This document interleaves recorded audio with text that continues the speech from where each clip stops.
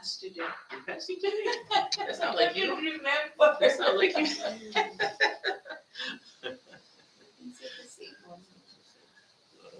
well, we don't want to put you on the spot. Next time when Swami Atmavidyanandaji is There you coming, go. then you gotta be ready then, huh? Yeah, bring my book. There we go. You got another week to practice, or get ready, Your book, you can have your book. right? Yeah, there you go. Remind me. Okay, we have everybody online now, I think. Welcome to all of you in television land now. I guess that's the old-fashioned way of saying it. YouTube land. YouTube land, yeah, I suppose that's it. Namaskars, everyone. Oh.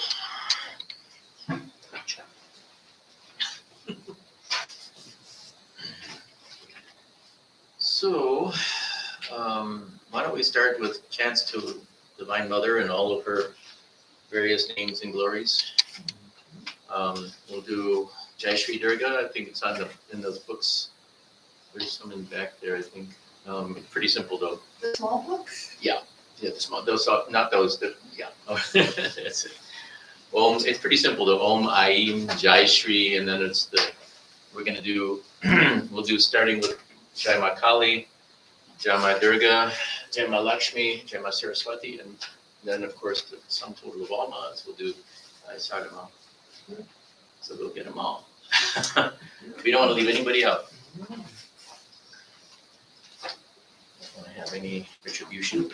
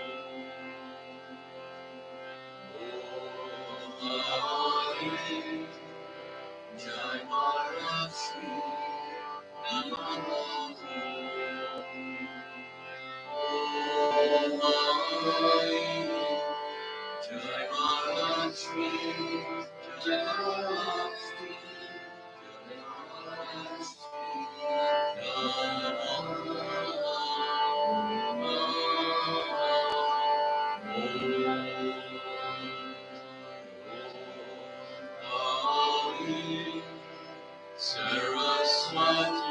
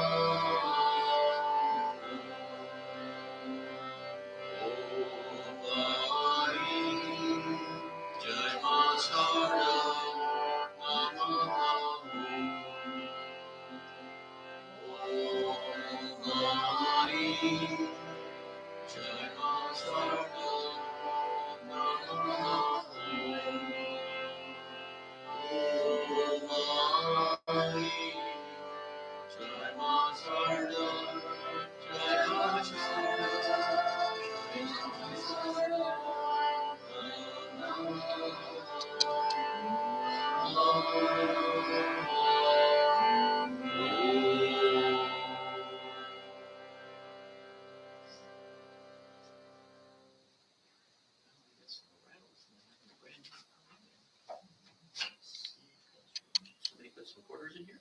We'll have to figure it out somehow. All right, well, since we had to Divine Mother, now we'll go to Brahma. We should get it. One of these days we'll do one for Shiva. I have some good Shiva songs, but we don't do them very often. I don't do them very often, so I don't really pull it out tonight. So we'll do Hymn to Brahma. Shiva, Brahma, came differently.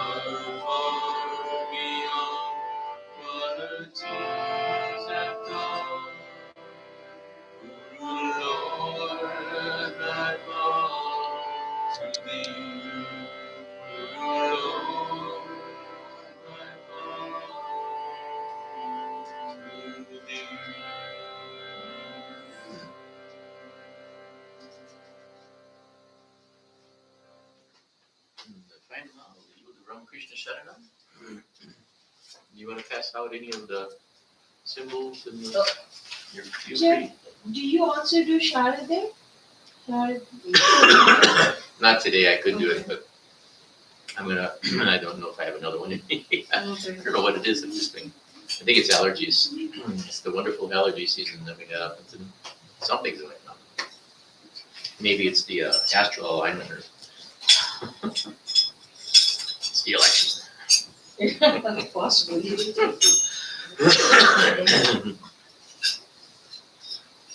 Everybody give one. Who wants to make some noise?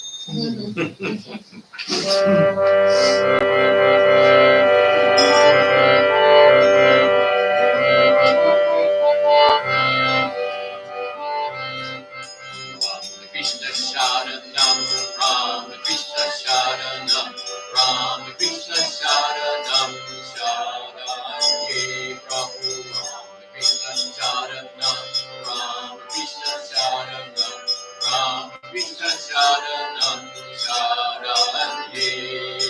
Kripahi Kevalam, Kripahi Kevalam, Kripahi Kevalam, Sharanye. Kripahi Kevalam, Kripahi Kevalam, Kripahi Kevalam, Sharanye Prabhu Rama Krishna Sharanam, Rama Krishna Sharanam, Rama Krishna Sharanam, Sharanye Prabhu Rama Krishna Sharanam, Rama Krishna Sharanam, Rama Krishna Sharanam, Sharanye. Sharanagaiduham, Sharanagaiduham, Sharanagaiduham, Sharanagaiduham, Sharanagaiduham, Sharanagaiduham, Jai Jai Ram Krishna Sharanam, Ram Krishna Sharanam, Krishna Sharanam, Sharanye Prabhu, Krishna Sharanam, Ram Krishna Sharanam, Ram Krishna Sharanam, Sharanye. Namo Sigurave, Namo Sigurave, Namo Sigurave, Namo Namo. Namo Sigurave, Namo Sigurave, Namo Sigurave, Namo Namo. Jai Jai Ram Krishna Sharanam, Ram Krishna Sharanam, Ram Krishna Sharanam, Sharanye Prabhu Ram Krishna Sharanam, Ram Krishna Sharanam, Ram Krishna Sharanam, Sharanye. Ram Krishna Jaya Jaya Ram Krishna Jaya Jaya Ram Krishna Jaya Jaya Ram Krishna Jaya Jaya Ram Krishna Jaya Jaya Ram Krishna Jaya Jaya Ram Krishna Jaya Jaya Ram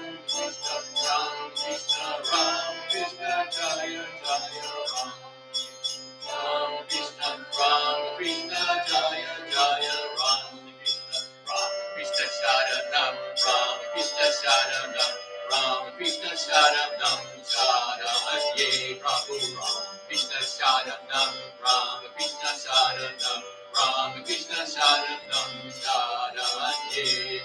Kripahi Kevalam, Kripahi Kevalam, Kripahi Kevalam, Sharanye. Kripahi Kevalam, Kripahi Kevalam, Kripahi Kevalam, Sharanye. Jai Jai Ram Krishna Sharanam, Ram Krishna Sharanam, Ram Krishna Sharanam, Sharanye Prabhu Ram Krishna Sharanam, Ram Krishna Sharanam, Ram Krishna Sharanam, Sharanye. Sharanagaituham, Sharanagaituham, Sharanagaituham, Vande. Sharanagaituham, Sharanagaituham, Sharanagaituham, Vande.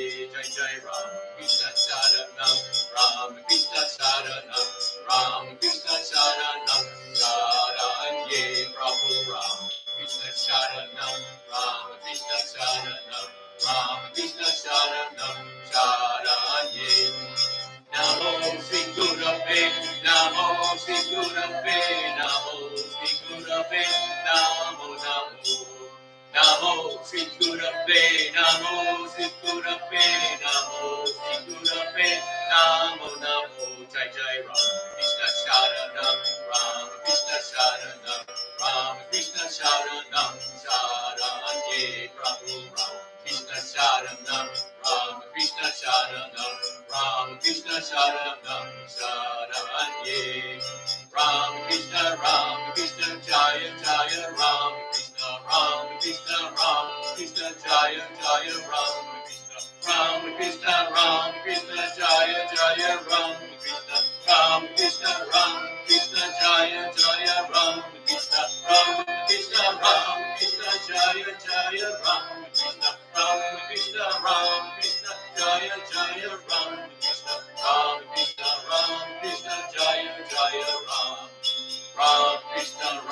Krishna Jaya Jaya Ram Krishna Sharanam, Ram Krishna Sharanam, Sharanam.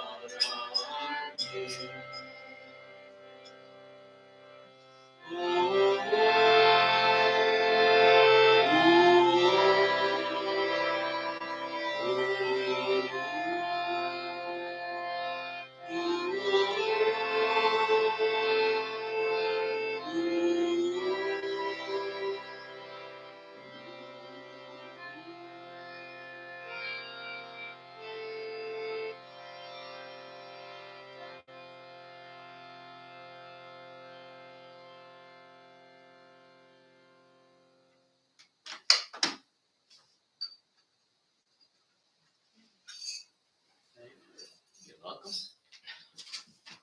You get all this out of your way, and then we can.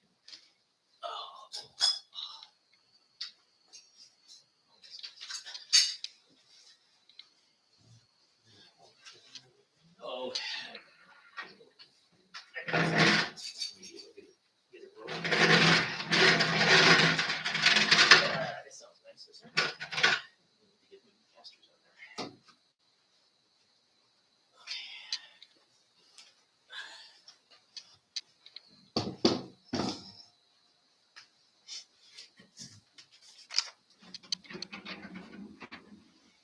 Here, I'll get that for you.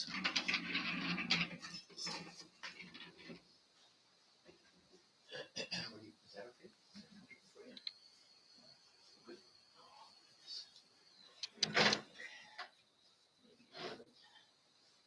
There we go.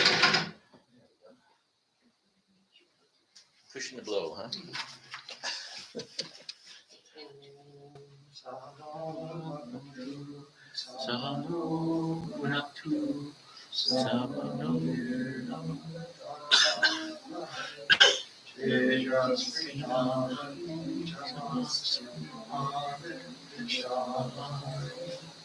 Om Shanti Shanti Shanti.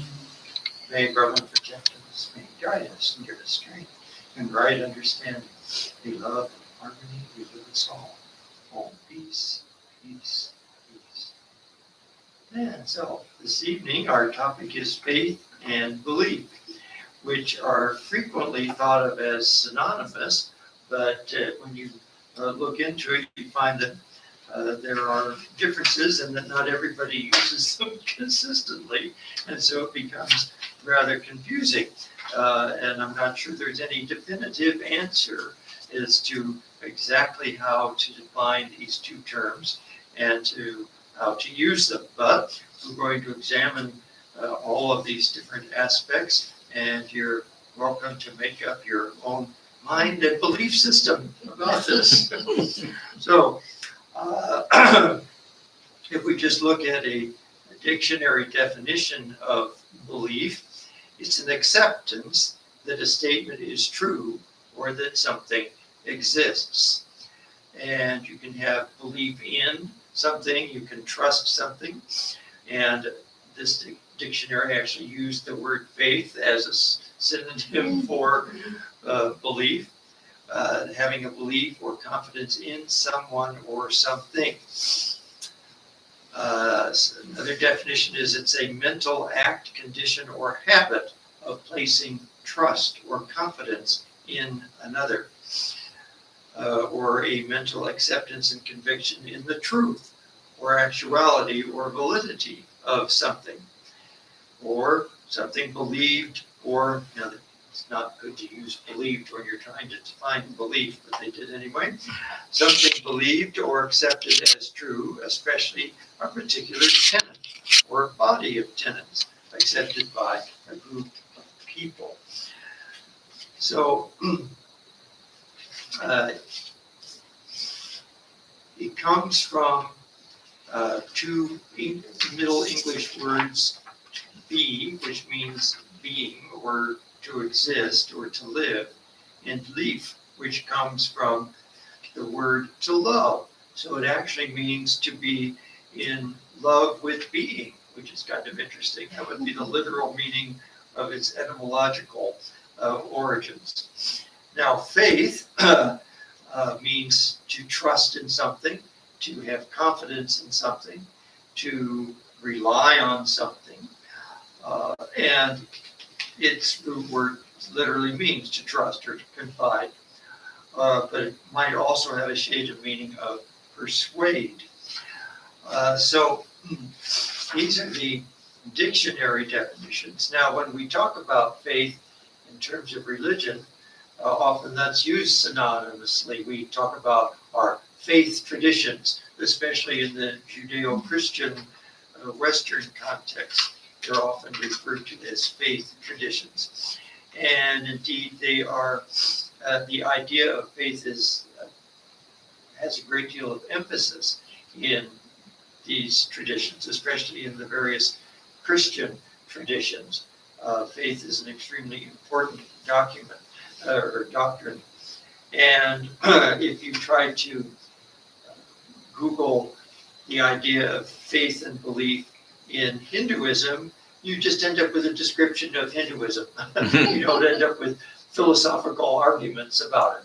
But if you do it in a general context, you end up with philosophical arguments from all sorts of Christian theologians and philosophers on what it is to have faith and what it is to believe. And they will try to make all sorts of distinctions between the two. And then you'll also get neuroscientists and philosophers who are not believers in a particular faith tradition, trying to argue about how belief or faith is some sort of neurological process. And they try to determine how someone comes to believe something and to have faith in something. So we will get into that a little later, but when we talk about this idea of belief, and faith, it's kind of a spectrum in some people's minds, from faith where you have faith in something that you can't really prove and definitively, but you're pretty sure it's correct, to belief where you have evidence to kind of support your ideas, but again, other people might disagree, but you believe in this particular doctrine. And then there's knowledge, which you feel is completely demonstrable. You can demonstrate this to others that this is something true. And certainly this is where scientists come into play. They feel that they can demonstrate that things are true. But can't we really know anything? And from the standpoint of, say, Shankar's Advaita Vedanta and the idea of Brahman and Maya, we realize that if we think of this world as the play of consciousness in a way that's kind of like a magic show, or that has some aspects of reality and some aspects that are of unreality, we can see that to know anything definitively about this so-called actual physical real world that we live in and experience through the senses is something rather problematical. And indeed, this is also an area of debate for philosophers, asking, is anything real? And what is reality? And this brings about filmmakers making movies where the scenario is that we're all living in some sort of simulated reality. And of course, this has become popular because we now have virtual reality. You can put on a pair of glasses and things can be made to seem very real, but you know, of course, it's not because you're wearing these simulating glasses. And yet, if you somebody had put them on while you were asleep, you might not be aware that you were wearing them, and you might think that things were quite real. So this question of what is real is a deeply profound one. Now, again, materialistic, atheistic scientists, not all scientists are atheistic, but the ones that are, I think the ones that have a faith tradition are holding things that are incongruous in their mind. They don't understand because they have a belief system. They have a paradigm that says only science can really tell you what is true. But other people have a different paradigm of what is true. But in the scientific method, it usually starts by asking some sort of question. You observe something in the universe and you ask a question about it. You try to figure out why it's happening or how it's happening. And so you do background research, you gather information, you read what other people have thought about it or what other experiments have been done about it, and then you can construct a hypothesis as to what you think is the way to explain this phenomenon, understand how it works or why it works. And through this formulated educated guess, you then try to think of a good experiment to test your hypothesis. And you conduct the experiment, you collect the data, and you analyze the data, and then you draw your conclusion. So this is the scientific method. And while many people assume that this is a fail-safe device, we have found in the history of science that the models in science change.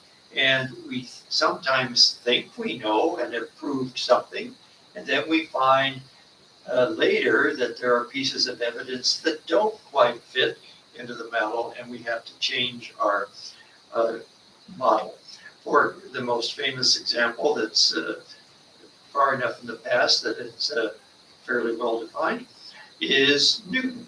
Newton developed his laws of motion, and they were shown that they seemed to work quite well in the so-called real world, and so everyone assumed that these were gospel truth elements, and then they began to try to make everything follow the rules of Newtonian mechanics, and indeed they were able to come up with all sorts of astounding results.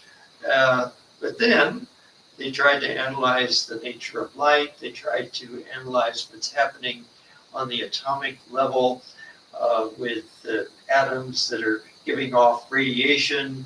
And they found that some of these models didn't seem to work very well. And so, and then Einstein had to come up with a new model, and he came up with relativity theory. And some of his results also led to quantum mechanics, which was also developed by people like Bohr and Heisenberg and so forth. So things that we took as absolute truth, like Newton's laws, which involved the concept that there were absolute space and absolute time, and energy and matter were two different things. And now we have a model that says space and time are not two different things. We have a four-dimensional space-time, and matter and energy are basically two different forms of the same thing. So we have quite a different picture of reality, and what we thought was true before doesn't seem to be true now. If you look back in the history of things, you can look at how people like the Greek philosophers viewed the world. And you can see how, from their perspective, their ideas seemed perfectly reasonable because they didn't have any more information. So Aristotle thought that things assume their natural position. And so he explained the way things work by saying that rocks and earth were solid, and they assumed their natural position at the bottom. And then water was fluid, and so it assumed its position on top of the rocks. And air was lighter, and so it assumed its position on top of the water. And fire assumed its position up above, and so anytime you light a fire, the flames go up. And so he had these perfectly logical reasons for his explanations. Now, the other thing that we should observe about science is that oftentimes it's statistical.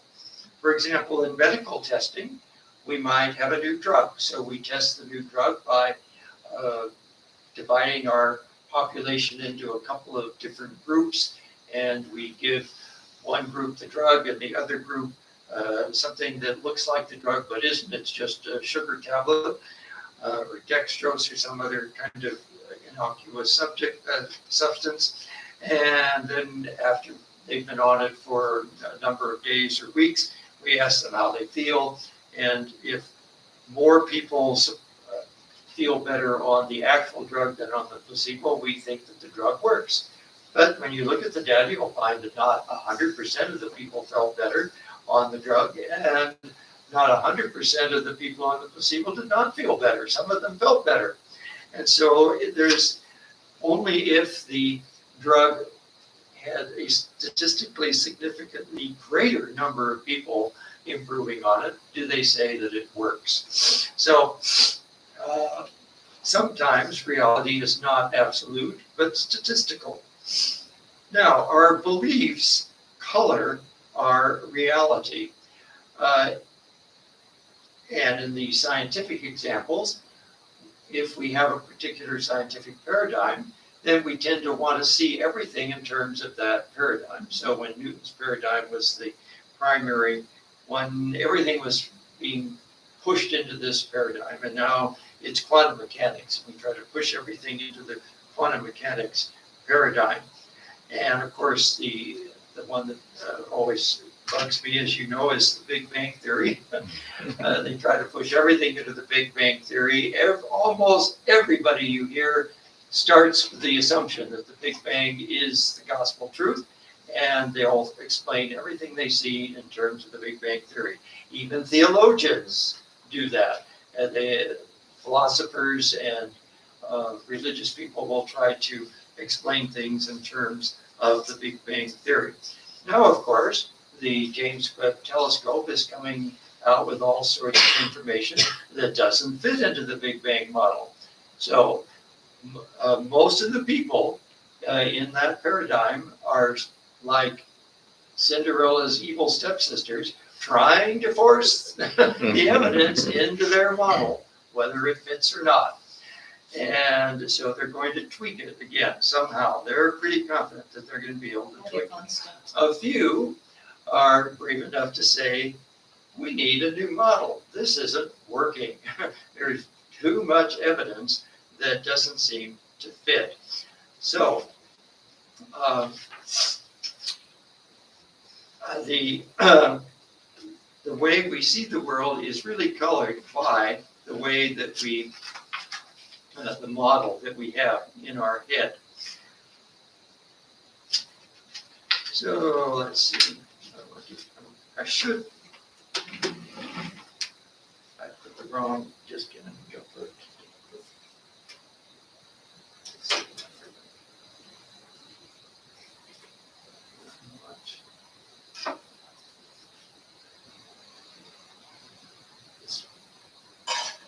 All right. So this is from the Vivekananda oratorio. Vivekananda stressed how our belief system was very important as to the way we see the world. And so I collected these various quotes from all sorts of different places in the complete works. And let's see.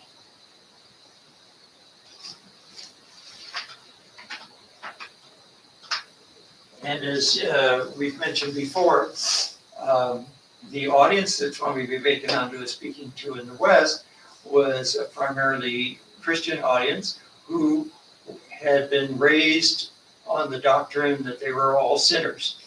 And he said, this is the wrong idea to put into your head.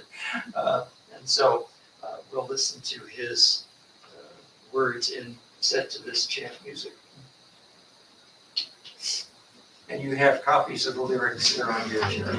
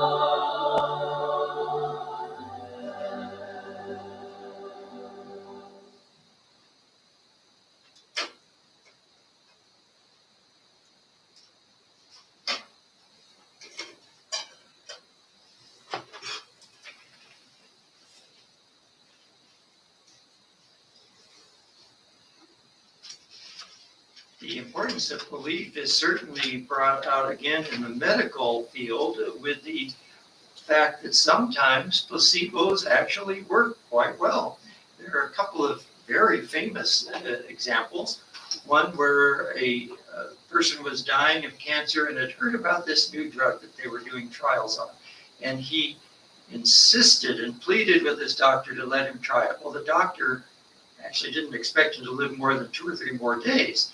So he thought this was kind of a waste of time, but the guy pleaded with him so much that he finally relented and prescribed the drug on Friday, came back on a Monday, expected him not to be alive, and his cancer was in remission. The tumor had shrunk to half its size. And after a few more weeks, his cancer was completely gone. Then the patient read an article in the paper that cast doubt on whether the drug was effective, and his cancer returned. So the doctor, being rather clever, decided the placebo worked the first time, let's try it again. So he told him, he fibbed, this is called therapeutic fibbing.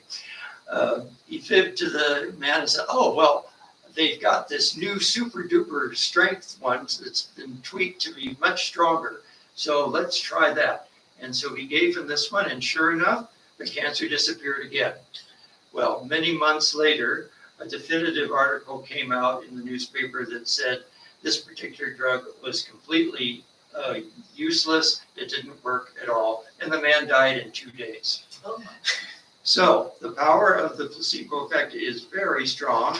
Your belief system really does affect your health. There's another example where hypnosis was being used to treat people's warts. And so this one person came who had an extreme cases. Most of his body was covered with warts. And so the doctor, the hypnotist, used his technique on this man, and to everyone's amazement, his skin cleared up. Then it was revealed that he didn't have warts at all. He had an incurable genetic defect that caused this problem. And so he had been cured of this incurable disease through the power of suggestion from the hypnotist. Unfortunately, in his case, he remained cured. But the hypnotist tried the technique on many other patients with the same incurable ailment to no effect. He couldn't, for some reason, he couldn't get this technique to work on anybody else. But so it's very peculiar how sometimes the placebo effect works miracles and other times it does not. So it's the faith that you have in your belief system that seems to really count. You can have a particular belief system that something's going to work, but if you don't have intense faith in it, it may not work for you. So now we're going to listen to another song by Swami Atmavidyanandaji, which you have there on your sheets. So let's listen to the lyrics in this chant. Interesting enough, these are both chants.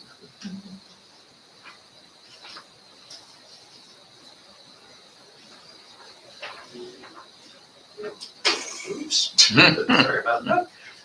Try again.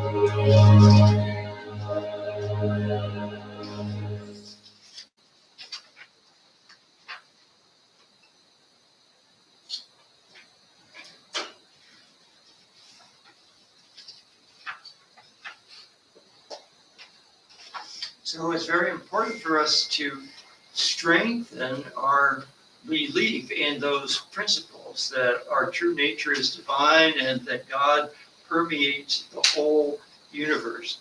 And through continued practice, spending some time meditating each day on those ideas, practicing it in your day-to-day life, that idea becomes more and more ingrained in your brain as a belief system, and the more it's ingrained in your belief system, the more likely you are to realize that. Now, it's interesting, again, that many neuroscientists don't believe in religion, and so they try to make religious experiences, which is what a lot of us base our belief in religion on, as we have experiences with meditation, or we read about the experience of the saints and sages and avatars. We read about their visions and their experiences and how they transmitted those. We read the scriptures, which are the writings of enlightened beings that have meditated deeply on the nature of the universe and the nature of the soul. And so we believe in these things. Perhaps people have had near-death experiences, or vivid dreams, or visitations, or they've heard the voice of God within their mind. And so neuroscientists tend to dismiss all these things as hallucinations, or just playing tricks. And so they try to figure out why, or how do we distinguish between our imagination and what is real. And so they've done experiments with that, and they've tried to come up with theories on how the brain distinguishes between reality and imagination. But in what we think of as true, and in our particular tradition, is that you want to use your imagination to strengthen your beliefs, because that imagination can become the reality in your life. The more you imagine yourself to be pure, the more you imagine yourself to be a divine being that's able to meditate, have spiritual experiences, the more likely you are to be able to do that. And the examples that I've given before with people like Luther Burbank and George Washington Carver, they had the strong belief that they could communicate with the consciousness of plants. Most people didn't think plants had consciousness, but they had the faith and the belief system that they did, and they were able to communicate with plants. And the proof is that they were able to do experiments and development with plants that other people hadn't been able to do. So you can't really explain that any other way other than the fact that they were successful, that their belief system was translated into actuality, and they were actually able to demonstrate that. So the problem with the studies that the neuroscientists are doing is that they simply show that imagination affects many of the same regions in the brain that reality does, only to a weaker extent, and it doesn't really prove anything. There's one neuroscientist who really tries to have an open mind, and that's Andrew Newberg, who we've mentioned before. And so he does experiments to find out what is the effect of spiritual practices on the brain. And so when somebody asked him if he believed in God or not, he co-authored a book with another person, and he says, well, this other author doesn't believe in God at all. And he says, I have an open mind, and what I can tell you is that people that do spiritual practices have a positive outcome. They have better health, they have a greater sense of peace of mind, and all sorts of other benefits. And we can see demonstrable changes in the brains of people that meditate. If they're short-term meditators, you can see short-term effects. If they're lifetime meditators, you can actually see those changes have become much more evident. It's kind of like, have you heard about the taxi drivers in London? They did a study with them, and they found that the regions that dealt with how the brain navigates in the physical world and how you have a physical idea of where everything is, those regions of the brain are much larger in those taxi drivers, because they have to have this visual image of the whole map of London, and they have to know how to navigate it. And same thing with meditators. The areas that are associated with our sense of difference between us and the world are quieted down in those people. And you can see those changes are more permanent. So they become much more unselfish. They become much more tuned into the idea of oneness of the whole reality. And so you can see these kinds of permanent changes in people that are constant meditators. He's also done experiments to try to understand why some people are believers and some people are not. And it turns out that there are regions of the brain that seem to determine that. Some people are more prone to see things that aren't there and not miss things that are hard to see. And other people tend to miss things that are hard to see and rarely see things that aren't there. And so some of us have a greater propensity for seeing things that are only difficult to discern in the reality. So you might be more tuned in to feeling God's presence or hearing God's voice or seeing a vision of a deity. Because your brain is tuned in to seeing things that other people tend to miss. So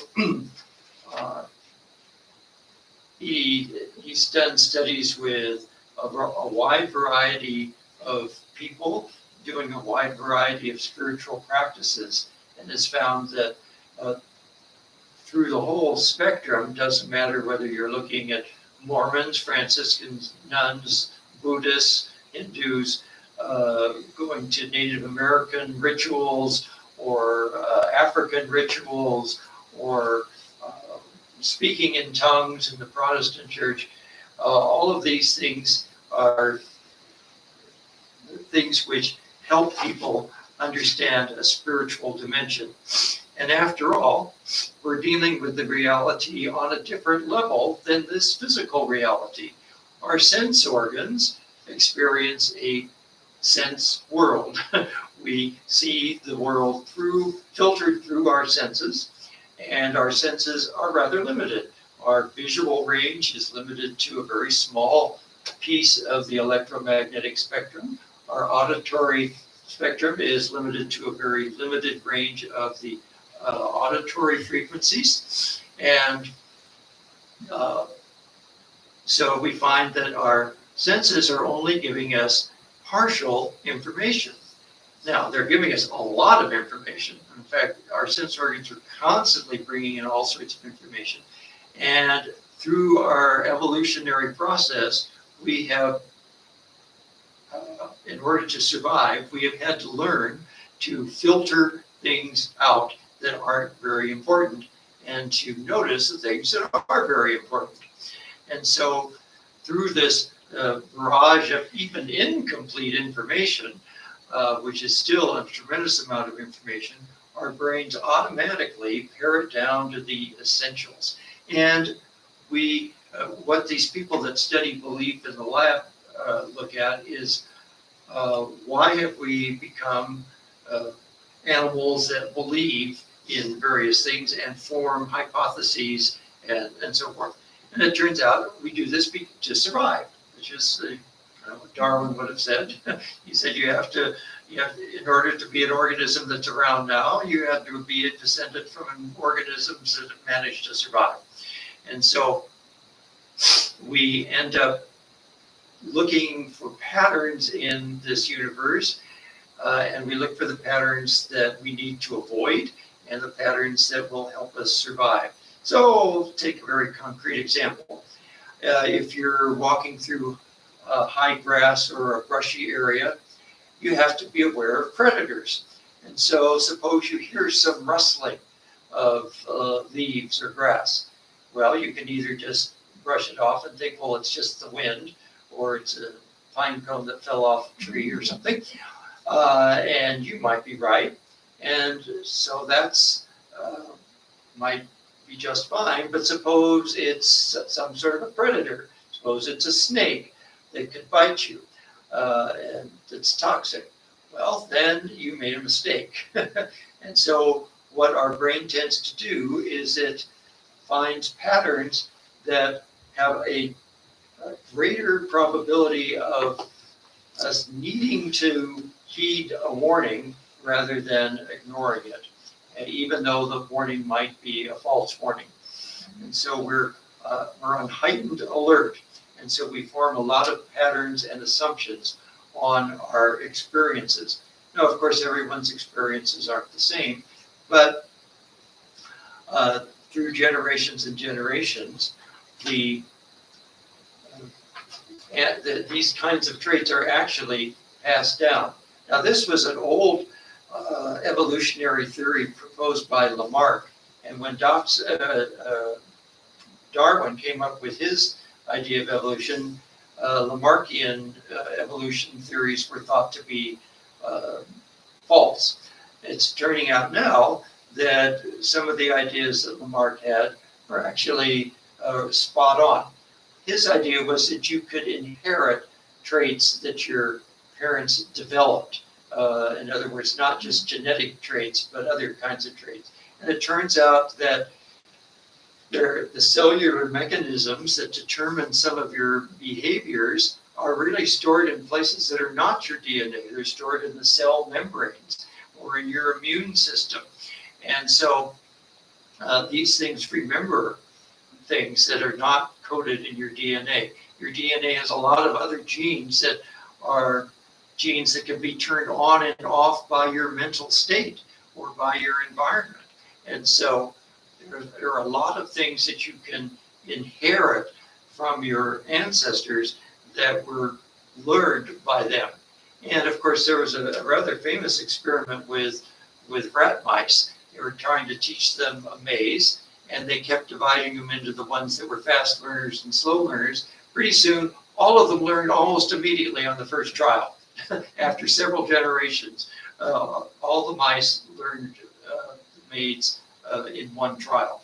So things like that can be passed on from one generation to the other. And there's the famous 100th monkey theory, where it appeared that monkeys on an island, once a few of them learned a new trick, like how to crack open a seashell or something, or use a tool in some way. After a certain critical number of them seemed to learn, and it seemed to just spread beyond just contact from monkey to monkey, that it seemed to just be in the consciousness. It was in the cosmic monkey consciousness at that point. So we can inherit these kinds of things. So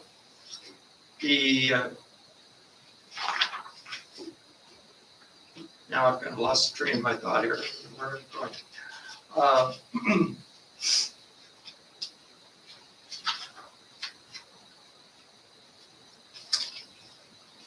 Yeah, there were quite a few experiments about this, trying to figure out the effects of imagination on people. And some of the experiments were where they would have somebody imagine some object on a blank screen. And then they would ask them how real it seemed to them. And then they would put a very faint image that you really couldn't see. It was kind of like almost a subliminal image on the screen. And then they repeat the experiment.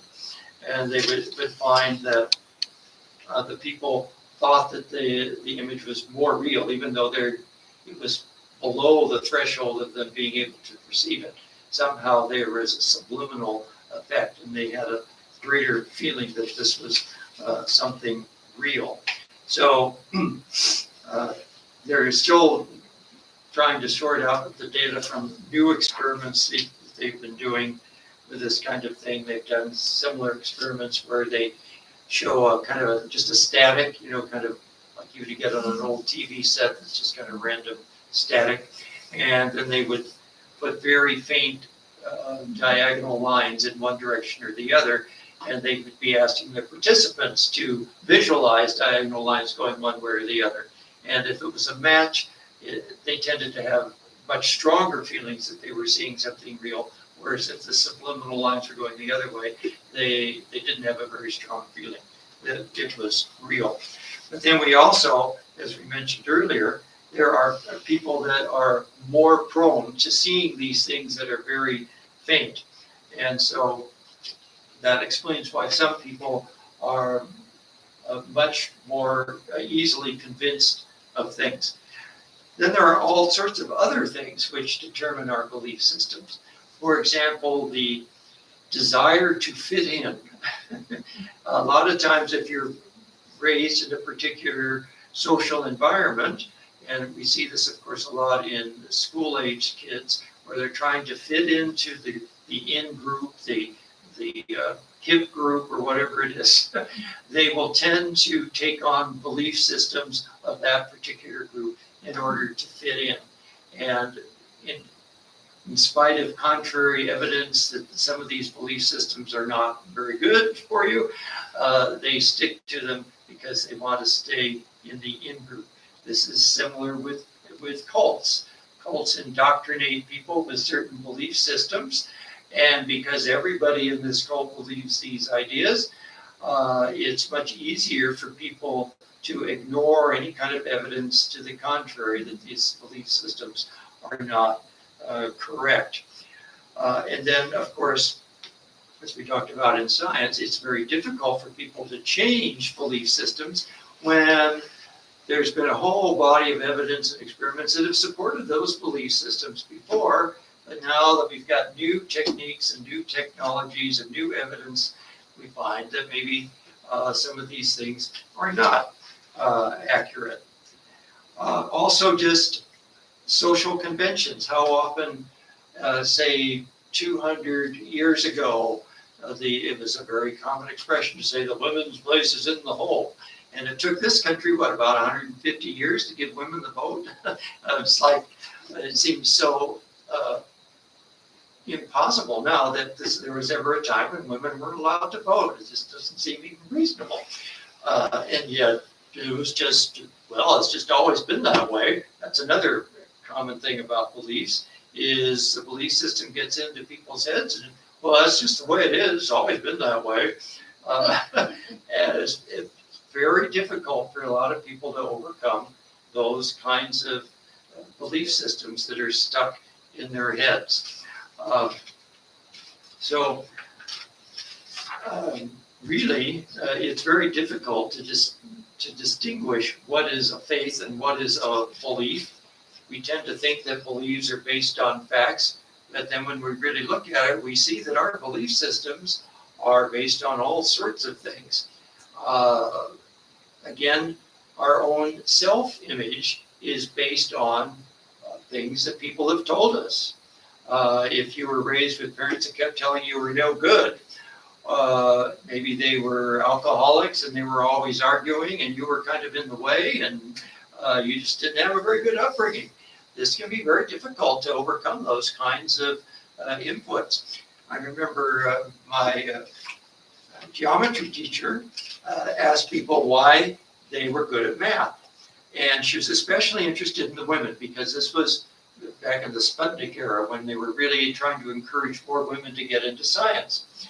And so there's one girl was pretty good at math, and she asked her, so why is this that you're good at math? And she said, well, my second grade teacher told me so.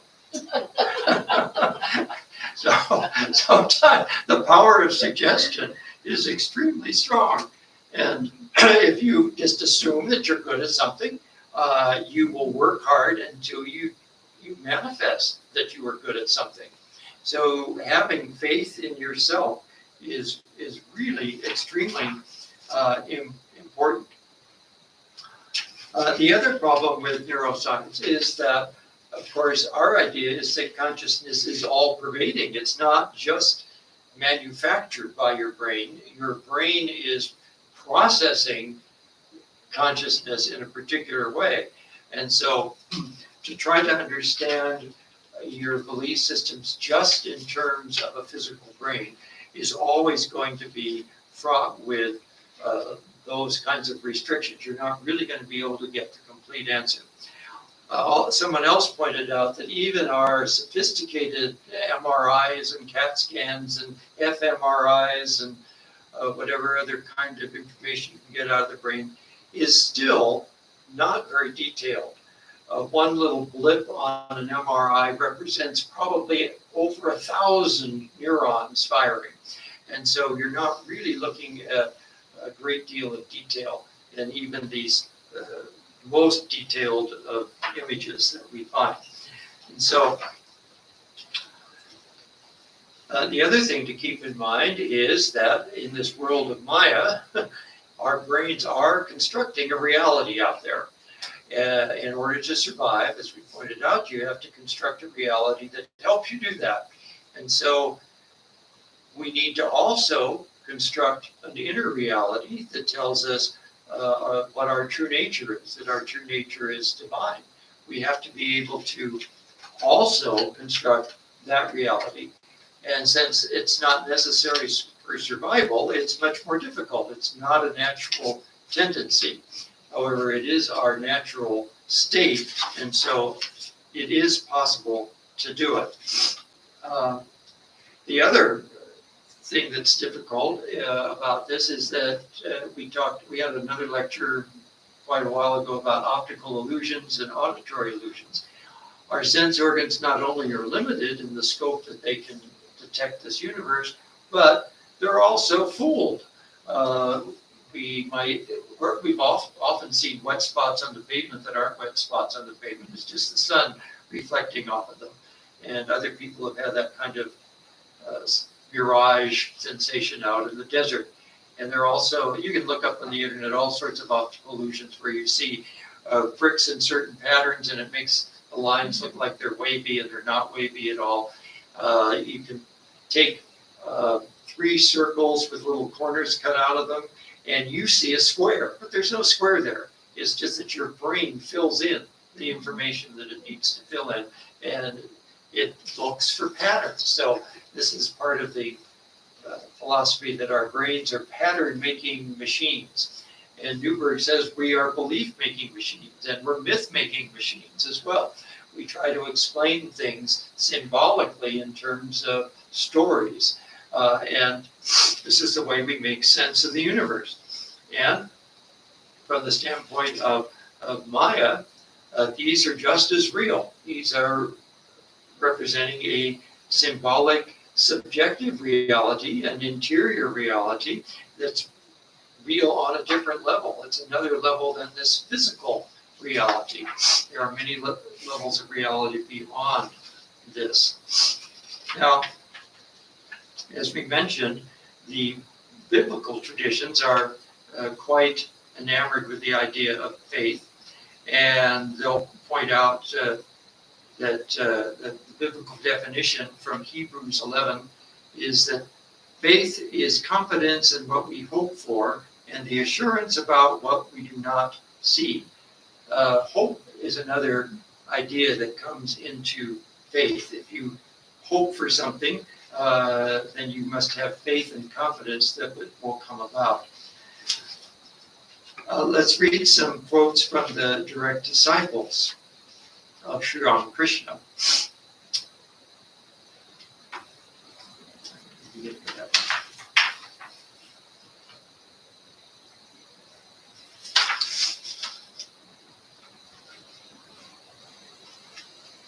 From Swami Shivananda, he says, you have to do Sri Ramakrishna's work without any attachment. Know it for certain that if one goes on performing one's duty under the sincere belief that one is doing God's work. One can never suffer spiritually. God protects such a one forever. It's also emphasized that you have to perform rituals, not just routinely, but with the belief that they're connecting you with the divine. On the merit of bathing and other religious performances, it all depends on our mental attitude, our faith and belief. Where there is true devotion, the result is good. Devotion purifies the mind. We must try to see the Divine Mother in everything. That will make us spiritual. Swami Turiyananda. Swami Ramakrishnananda talks about the opposite, doubt. He says, doubt is a sign of disease. It is not the mind's normal condition. Swami Brahmananda and others often held or talked about the faith in the Guru. If a person has faith in the words of the Guru and follows them, then all doubts and troubles will vanish. God will meet all wants and hold you by the hand and lead you on the right path.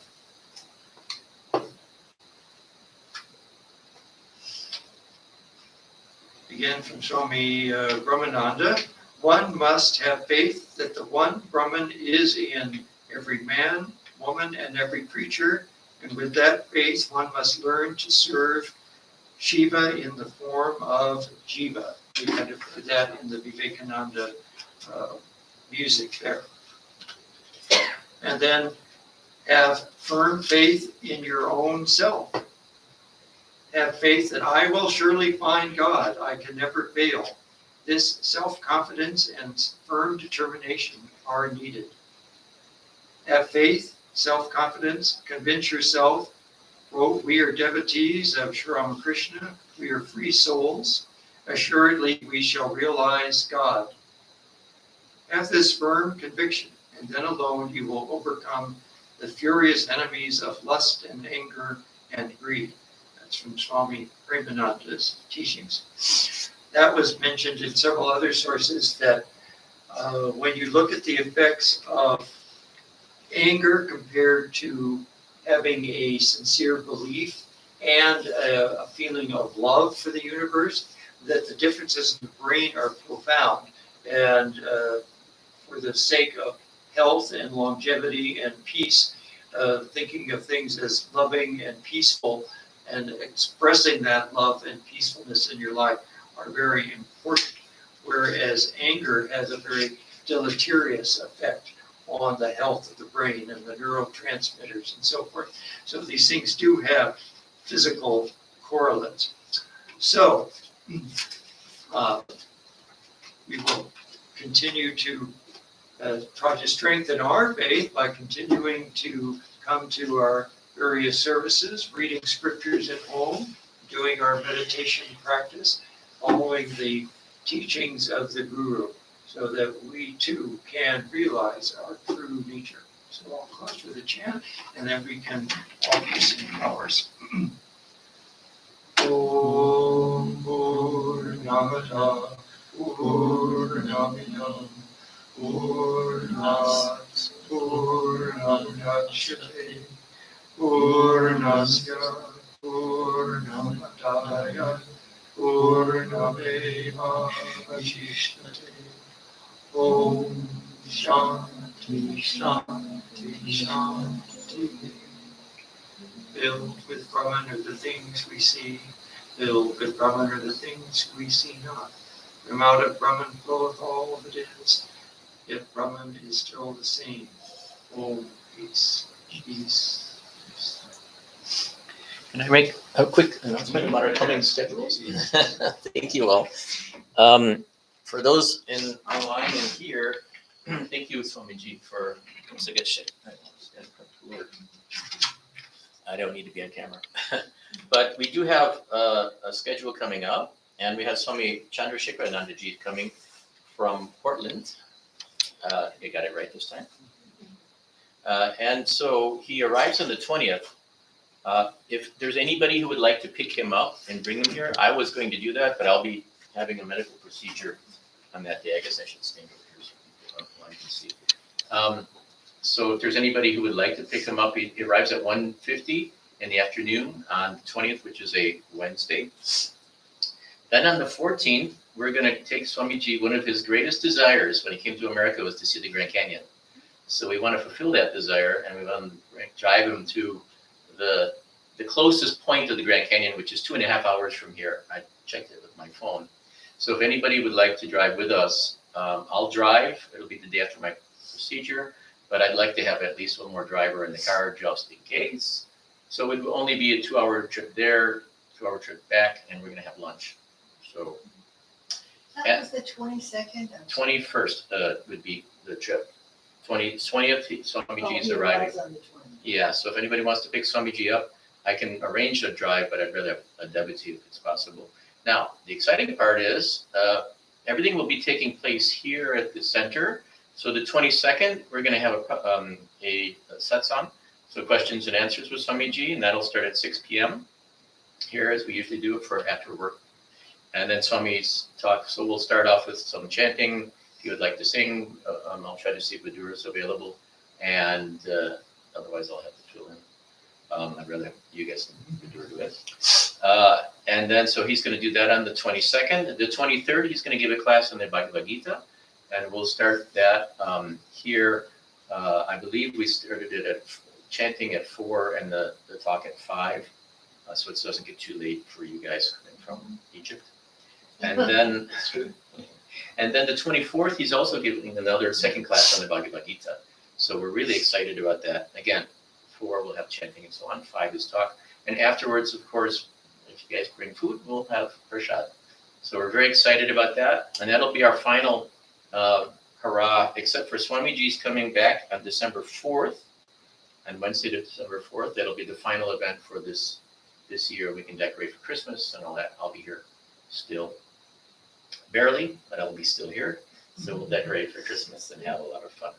And then 2025, my gosh, we're getting that all booked. So we'll have lots of visiting Swamis. We'll have all kinds of fun and try to get more classes and things that we did this 2024. So thank you all for supporting us.